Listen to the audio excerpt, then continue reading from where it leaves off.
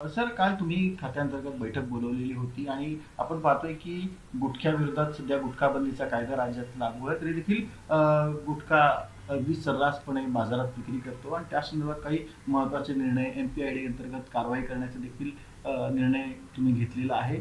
काय नेमकं कालचा निर्णय झाला आणि याच्यावर कशा प्रकारे याचा फायदा होईल? काय झालं आहे, ह्या डिपार्टमेंटचा कार्यभार जेव्हापासून माझ्या ह्याच्यात नियंत्रणात आला किंवा माझ्याकडे आला त्यावेळेपासून जे पाहतो मी वर्षानुवर्ष अनेक केसेस कंप्लेंट वेगवेगळे ॲक्शन झालेत, परंतु त्याला बंदोबस्त हा होतच नाही. आणि मग गुटख्यासारखा किंवा इतर कुत्तागोळी वगैरे अगदी स्कूलच्या आवारातसुद्धा विकली जाते. हे सातत्यानं ज्या वेळेला राज्यभर फिरत असताना कंप्लेंट्स येतात, काही लेखी स्वरूपात कंप्लेंट येतात, काही भागातून त्या लोकल पेपरला आलेले कात्रणं वगैरे लोक पाठवतात, तरुण मंडळी पाठवते, प्रश्न विचारते. ह्याचं म्हणून मी सातत्यानं कालचीच बैठक घेतली असं नाही, मी प्रत्येक महिन्यात 1, 2, 3 वेळा का होईना पण त्या ठिकाणी अधिकाऱ्यांची बैठक घेत असतो आणि त्यांना सातत्यानं सूचना देतो की बाबा हे चांगलं नाही आहे, कुठंतरी याला आळा बसला पाहिजे.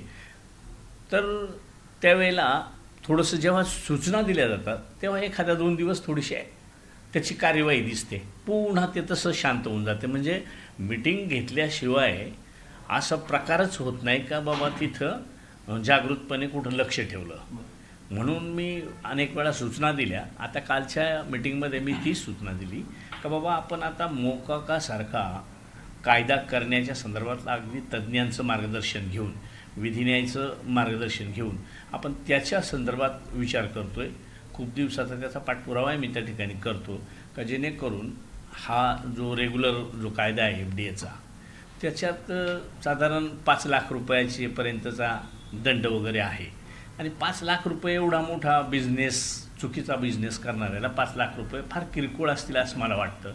आणि म्हणून मोकोकासारखा कायदा जर केला तर मला वाटतं तो चांगला बंधनकारक होईल असं म्हणून कालही चर्चा केली. याच्या पाठीमागेही मी अनेक वेळा चर्चा केली, काही तज्ज्ञांबरोबर चर्चा केली आणि म्हणून हा विचार आपण करतो. पण त्याच्यापूर्वी आपण MPDA सारखा का जो मोकाकात सराईत गुन्हेगार कमीत कमी 2 वेळा 3 वेळा तो त्या घटनेत सापडला गेला पाहिजे तर मोकोका होतो.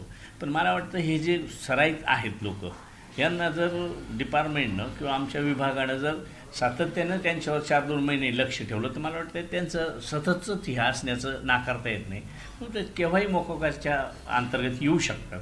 पण त्याच्या आधी हा जर MPDAचा का आपल्याला जाणीव असली का ह्या भागातलं त्याच्यात तिकडच्या अनेक कंप्लेंट्स मग त्या मौखिक असतील, लेखी असतील, काही लोक अगदी प्रूफसहित पाठवत असतात का म्हणजे पकडल्यानंतर खर्र्यासारखा वगैरे जो काही भाग आहे किंवा सुपारी, काही लोक सुपारीच घेऊन येतात का याचा खर्रा बनवला जातो. अशा लोकांवर आपल्याला ॲडव्हान्समध्ये ते कार्यवाही करता येते. अशा पद्धतीचा तो कायदा आहे. त्याच्यातही दंड शिक्षा मोठ्या प्रमाणात आहे. म्हणून त्याही संदर्भात सूचना दिल्या. देश विदेशातील प्रत्येक घडामोडींचे लाईव्ह अपडेट मिळवण्यासाठी आता साम टीव्हीच्या सर्व सोशल मीडिया प्लॅटफॉर्मला लाईक, फॉलो आणि सबस्क्राईब करा. तसंच सर्व नोटिफिकेशनसाठी बेल आयकॉन प्रेस करायला विसरू नका.